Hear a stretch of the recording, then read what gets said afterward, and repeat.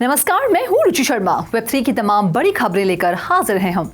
Ethereum based NFT collection Pudgy Penguins ने अपने upcoming पजी world के बारे में डिटेल्स का खुलासा किया है, क्योंकि ये अपने वर्चुअल वर्ल्ड के माध्यम से गेमिंग इंडस्ट्री में प्रवेश करने की योजना बना रहा है। इसे पजी पेंगुइन्स द्वारा एक सोशल ओपन वर्ल्ड गेम के रूप में वर्णित किया गया है, जो पजी पेंगुइन्स NFT होल्डर्स और पजी टॉयज के ओनर्स को एक साथ आने की अनुमति देता है। पजी पेंगुइन्स के सीईओ लूका श्नेट्जलर ने आर्ट बेसिल मायामी में एक ट्रेलर के साथ अपकमिंग अल्फा लॉन्च की घोषणा की।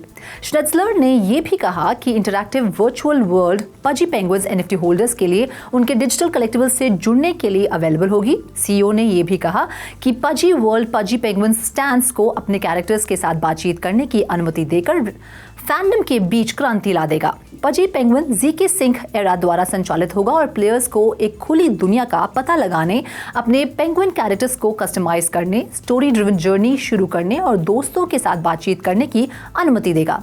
पजी वर्ल्ड में नए स्टोरी ड्रिवन मिशंस और क्वेस्ट के अलावा 2 हीरो कैरेक्टर्स पजी और पीचेस का इंट्रोडक्शन भी देखने को मिलेगा। दोनों कैरेक्टर्स गेम के नैरेटिव को आगे बढ़ाएंगे और प्लेयर्स का विभिन्न एडवेंचर के माध्यम से मार्गदर्शन करेंगे। अल्फा लॉन्च एंटरटेनमेंट और ZK ब्लॉकचेन टेक्नोलॉजी का अपनी तरह का पहला ब्लेंड भी होगा। बढ़ते हैं अगली खबर की ओर। South Korean regulator Financial Services Commission ने एक नोटिस पब्लिश किया है, जिसमें यह कहा गया है कि जुलाई 2024 तक डिजिटल एसेट में इन्वेस्टर्स को एक्सचेंज में अपने फंड्स डिपॉजिट करने पर इंटरेस्ट मिलना चाहिए। हालांकि गाइडेंस ने स्पष्ट किया कि नॉन फंजिबल टोकन्स और सेंट्रल बैंक डिजिटल करेंसीज को कानून से बाहर रखा गया है। 10 दिसंबर को लोकल मीडिया आउटलेट्स ने FSC द्वारा लेजिस्लेटिव गाइडेंस जारी करने की योजना की सूचना दी। NFTs के बहिष्कार के बावजूद रेगुलेटर ने भी नोट किया कि एक्सेप्शंस भी हो सकते हैं। रिपोर्ट के अनुसार भले ही टोकन को NFTs के रूप में वर्गीकृत किया गया हो, लेकिन वे पेमेंट मेथड के रूप में कार्य करते हों और बड़ी मात्रा में जारी किए जाते हों, उन्हें वर्चुअल एसेट क्लासिफिकेशन में शामिल किया जा सकता है।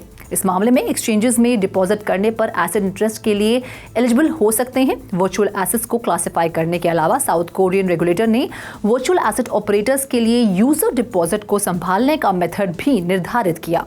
नोटिस में इस बात पर प्रकाश डाला गया कि एक्सचेंजेस को यूजर डिपॉजिट और अपनी एसेट को अलग करना होगा और उन्हें बैंक को सौंपना होगा। इसके अलावा 80% कॉइन्स को कोल्ड वॉलेट में रखा जाना चाहिए। बाकी अहम खबरों के लिए करते हैं विशाखा का रुख। अनिमोका गेम्स के प्रेसिडेंट और वेब3 गेम लैंडस्केप में एक प्रमुख व्यक्ति यात्स्यू 2024 में क्रिप्टो गेम्स और मेटावर्स के लिए एक मजबूत वर्ष की उम्मीद करते हैं। 75% से अधिक की रिपोर्ट की गई वेब3 गेम फेलियर रेट के बावजूद सीईओ ऑप्टिमिस्टिक बने हुए हैं। रेजिलियंस और क्षेत्र के भीतर विकास पर जोर भी दे रहे हैं। The Wolf of Wall Street's podcast पर एक रीसेंट इंटरव्यू में सीईओ ने प्रिवेलिंग नैरेटिव को एड्रेस किया कि मेटावर्स एक डाइंग इंडस्ट्री है। उन्होंने फेसबुक की मेटा मेरी ब्रांडिंग से उत्पन्न मिसकंसेप्शंस को नेगेटिव परसेप्शन के लिए जिम्मेदार ठहराया, जिससे मेटावर्स की वास्तविक प्रकृति के बारे में भ्रम पैदा हुआ। सीईओ ने फेसबुक के असफल मेटावर्स प्रोजेक्ट और व्यापक मेटावर्स क्षेत्र में ऑनगोइंग प्रोसेस के बीच अंतर पर प्रकाश डाला। उन्होंने कहा कि मेटावर्स के आसपास के नेगेटिव परसेप्शन उस गलत व्याख्या का परिणाम था कि मेटावर्स से संबंधित सभी प्रोजेक्ट्स का कोई भविष्य नहीं है। बेरिश मार्केट से उत्पन्न चुनौतियों के बावजूद सीईओ ने क्षेत्र की कंटिन्यूड ग्रोथ, हायरिंग और इकोनॉमिक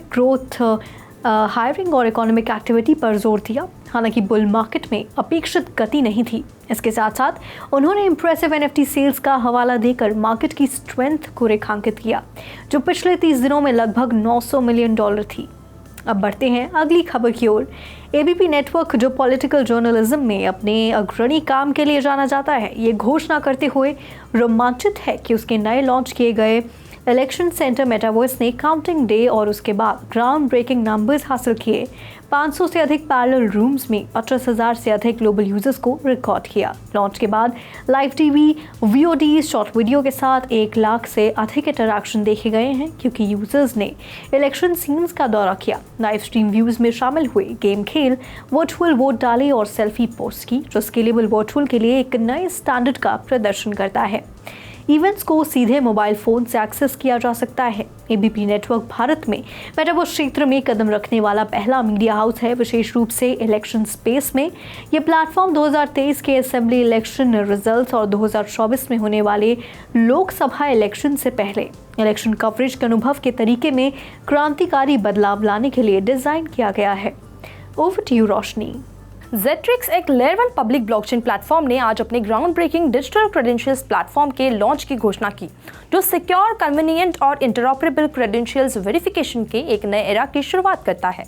ये innovative solution traditional paper based credentials की चैलेंज का समाधान करता है, कई प्रकार के लाभ प्रदान करता है जो व्यक्तियों, ऑर्गेनाइजेशंस और सरकारों के डिजिटल क्षेत्र में बातचीत करने के तरीकों को बदल देगा। ये लॉन्च मलेशिया में MYE.G. के बीच 18 सितंबर 2023 को अनाउंस कोलैबोरेशन के कमर्शलाइजेशन का प्रतीक है। सर्विसेज बरहात और चाइना की state own Guangxi Beidou IT innovative technology investment group cooperative limited, Guangxi Beibu Gulf investment group की IT आर्म चाइना के टॉप 500 एंटरप्राइजेज में से एक के रूप में सूचीबद्ध है।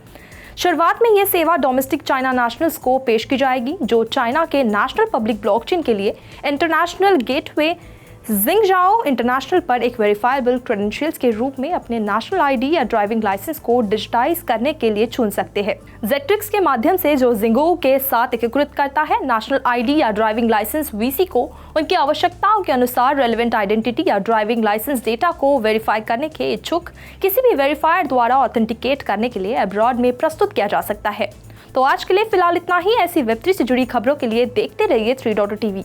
ऐसी और ज़्यादा अपडेट्स के लिए हमारी वेबसाइट www.3versetv.io पर लॉग ऑन करें या फिर स्कैन करें QR कोड। Thank you.